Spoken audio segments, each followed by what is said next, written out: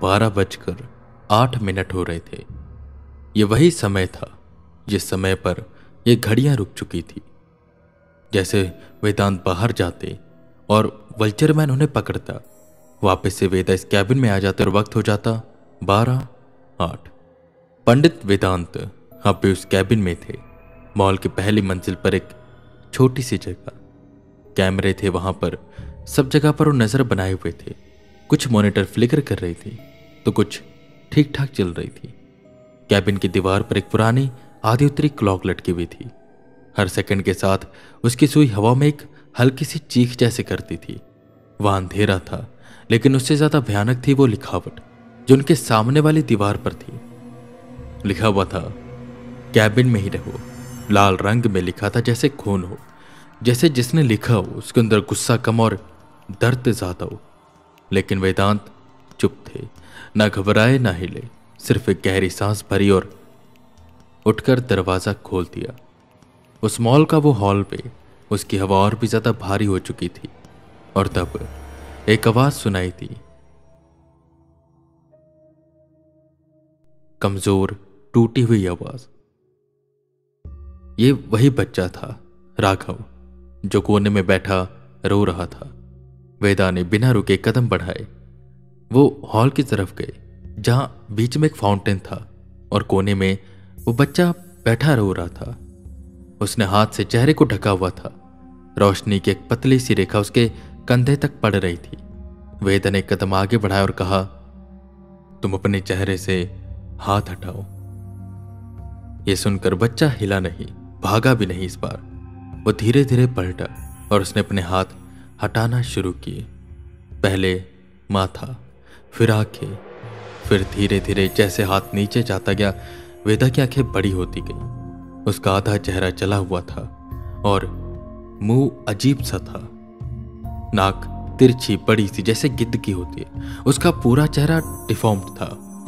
जैसे वेदा को चेहरा दिखाई दिया, वेदा ने एक कदम पीछे की ओर किया और जैसे ही किया, मॉल के हर कोने से आवाज आने लगी,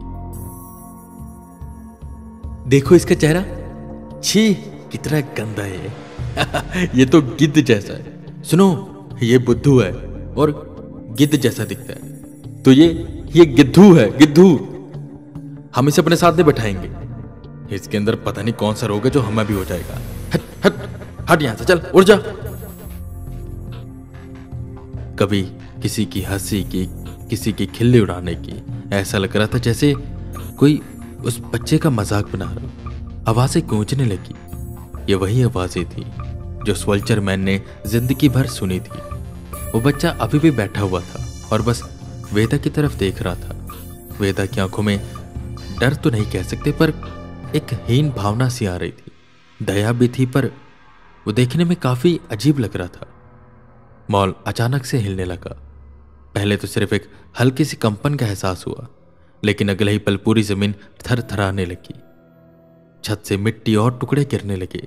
चारों तरफ अंधेरा छा गया। उस अंधेरे में कुछ दिख नहीं रहा था, सिर्फ हवा, धूल और एक अजीब सा प्रेशर उन्हें महसूस हो रहा था, जैसे जमीन के नीचे कोई हो जो उन्हें ऊपर की ओर धक्का दे रहा है। तब एक हाथ ने वेदा के हाथों को पकड़ा। ये राघव था, वही छोटा लड़का। बिना कुछ बोले वो वेदांत का हाथ पकड़े उन्हें खींचकर कहीं ले जाने लगा, अंधेरे कोने की तरफ। वेदांत चुप थे, बस उसके साथ साथ जाते जा रहे थे। अचानक से वो एक अजीब सी जगह पर पहुंच गए, जहां पर एक तस्वीर टंगी हुई थी। साफ नहीं, लेकिन ज्यादा गहरी। वेदांत देख रहे थे। उस तस्वीर में उस बच्चे की फोटो थी, 5 से 6 साल का, पर उसका चेहरा नॉर्मल नहीं था। उसका मुंह, उसकी नाक, उसका पूरा चेहरा जैसे एक गिद्ध जैसा विकृत हो। वेदा समझ गए यही है वल्चरमैन, या कहें राघव। बचपन से ही वो सुनता आया था लोगों के ताने, लोगों की हंसी, पर वो चुप रहता। बड़ा हुआ, पर दुनिया नहीं बदली। चेहरा उसका अभी भी डिफॉर्म ही था। लोगों के लिए वो मनहूस था। और एक दिन जब सब हद पार कर गए, उसने अपने चेहरे को तोड़ दिया, अपने आप को जला दिया। वो एक छोटी सी कुटिया में रहता था, और ये कुटिया वहीं पर थी जहां ये मॉल बना था। यही उसका अंतिम घर था, और मॉल बनने के बाद भी ये उसका अंतिम घर ही है। वो यहां पर भटक रहा है, बदला चाहता है। उसने खुद को तो खत्म कर दिया था, पर उसके अंदर ये जो भावना थी वो खत्म नहीं हो पाई थी। वो चलकर उसी झोपड़ी में पड़ा रह गया, पर कोई उस झोपड़ी के अंदर ना आया। उसकी लाश धूल बन गई और उसी के ऊपर बन गया ये बड़ा सा मॉल जहां पर लोग शॉपिंग करने आते। और तब से चीजें अजीब होनी शुरू हो गई। वो बस बदला चाहता है, पर उसके अंदर का जो बचपन है, जो ये सब ताने सुन सुनकर बड़ा हुआ, उसे अब ये सब नहीं चाहिए। वो बस मुक्त होना चाहता है। इस मॉल में एक एंटिटी, या कहें दो एंटिटी है, नहीं एक ही एंटिटी है, पर उसकी भावनाएं दो हैं। एक उसका बचपना जो इन सब चीजों से बाहर निकलकर मुक्त होना चाहता है, दूसरे उसकी जवानी, वो दर्द में है, वो बदला चाहती है। और वेदा को समझ नहीं आ रहा कि उन्हें क्या करना चाहिए। अचानक से रोशनी हुई, वेदा उसी मॉल में आ गई। तब उन्हें सामने दिखाई दिया वही वल्चर मैन। वो देखने में और भी ज्यादा डरावना लग रहा था। उस मॉल की हर दरार में एक चीख छुपी हुई थी जो रह रहकर वेदा को सुनाई दे रही थी। राघव ने भी वेदा का हाथ पकड़ा हुआ था। उसकी आंखों में आंसू थे। वल्चरमैन धीरे धीरे उन दोनों की तरफ बढ़ रहा था। वेदा उस बच्चे से कहते, तुमने कुछ गलत नहीं किया। जो भी हुआ उसमें तुम्हारी गलती नहीं है। तुम एक इंसान हो, अच्छे इंसान। लोगों का क्या है, वो तो बाहरी सुंदरता देखते हैं, सिर्फ अंदर की सुंदरता किसने देखी है। कितने ऐसे सुंदर लोग होते हैं जो अपराध करते हैं। बाहर की सुंदरता नहीं दर्शाती कि अंदर से इंसान कैसा होगा, उसके कर्म दर्शाते हैं। तुम्हारे अंदर अभी भी एक मासूम बच्चा है जो सांस ले रहा है, जो जीना चाहता है पर जी नहीं पाया। कोई बात नहीं, तुम्हें मुक्ति की जरूरत है। तुम्हारे साथ जो भी हुआ मैं उसे बदल नहीं सकता, पर इसका यह मतलब नहीं है कि तुम सबको मारते रहो। अभी भी तुम्हारे पास मौका है, तुम मुक्त हो सकते हो। एक पल के लिए मॉल ने सांस ली, जैसे उसके सीने से कोई बोझ हटाओ। वेदांत ने गहरी सांस भरी, लगा जैसे अब सब कुछ ठीक हो जाएगा। वल्चर मैन शायद अब मान चुका है। वेदा ने उसे वैसे देखा जैसे वो चाहता था कि उसे हर कोई देखे। कि तभी एक आईना टूटा और हवा को चीरते हुए वेदांत की तरफ आया, इतना तेज कि वेदा कुछ समझ ना पाए और अचानक से उनसे टकराया। वेदा को तो कुछ नहीं हुआ, लेकिन गले में जो उन्होंने रुद्राक्ष की माला पहनी हुई थी वो कट गई। वो पवित्र माला जो उनके लिए सुरक्षा कवच थी, वो अब उनकी रक्षा नहीं कर सकती थी। वो जमीन पर गिर चुकी थी। एक एक दाना मॉल के फ्लोर पर बिखरा पड़ा था, जैसे रक्षा की रेखा टूट गई हो। और फिर वो बच्चा, या कहीं राघव, डर से चीखता है और वहां से बस भागता है। वेदांत का हाथ छोड़ वहां से भाग गया। वेदांत उसकी ओर हाथ बढ़ाते और कहते हैं, रुको, भागो मत। पर तब हवा में कुछ बदलाव आया। अब हवा ठंडी नहीं थी बल्कि भयानक हो चुकी थी।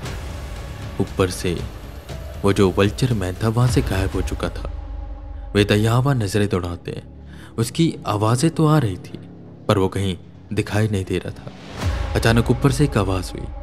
शैडो, एक फिगर, वही वल्चर मैन, वो आ रहा था उड़कर। अब उसके चेहरे पर सिर्फ एक भूखा दर्द था। ना वो अपना बचपन देख रहा था ना कुछ, बस बदला, सिर्फ बदला। मुझे नहीं मुक्ति चाहिए, मुझे मेरा बदला चाहिए। एक एक पल मैंने रो कर गुजारा, एक एक पल मेरे कानों ने लोगों के ताने सही है, लोगों की हंसी सही है। मैं नहीं रह सकता, मैं नहीं रह सकता, मैं नहीं सुन सकता। मैं बस सबको मारना चाहता हूँ। सबने मेरे साथ गलत किया, मेरा मजाक उड़ाया, यहाँ तक कि मेरे माँ बाप ने भी मुझे छोड़ दिया। मेरे इधर कोई गिद्ध है? अगर मैं गिद्ध हूं तो मैं गिद्ध ही हूं। मैं मारूंगा तुम्हें। हालांकि गिद्ध की आदत नहीं होती है, वो शिकार नहीं करता, वो मरे को खाता है। पर मैं इंसान हूं ना, और गिद्ध भी हूं ना। इंसान होकर शिकार करूंगा और गिद्ध की तरह नोच नोच कर खाऊंगा, जैसे मैंने सबको खाया। और अब तेरी बारी है। बहुत देर से तू बच रहा था, बहुत देर से, पर अब तुझे कौन बचाएगा? कोई नहीं। इस मॉल में कौन है? कोई नहीं। ये मेरा घर है, ये मेरी जगह है। मेरा बचपन, मेरी जवानी, मैंने खुद को जलाया हर ताने सही। मुझे क्या मिला? कुछ नहीं। बस अब नहीं। मुझे मुक्ति नहीं चाहिए, मुझे बस बदला चाहिए। और तू वेदांत, तू अब मरेगा। उसकी आवाज मॉल के हर एक कोने में गूंज उठी। वेदांत पीछे हटे, लेकिन उनकी आंखों में डर नहीं था, सिर्फ समझ। उन्होंने देखा वो आत्मा अब इंसान तो है नहीं, वो बस यहां पर ट्रैप्ड है। और अब उनके रुद्राक्ष के बिना वो एक ओपन टारगेट है। वल्चर मैन अब उन्हें हार्म कर सकता है। वल्चर मैन जोर से चीखा और पूरा मॉल थरथरा गया। जब रक्षा कवच टूट चुकी तो युद्ध अब शुरू हुआ। वेदांत अकेले थे और सामने वो आत्मा। और अब वेदा के पास सिर्फ 2 रास्ते, या तो वो भागे या तो उससे लड़े। इसके अलावा कोई और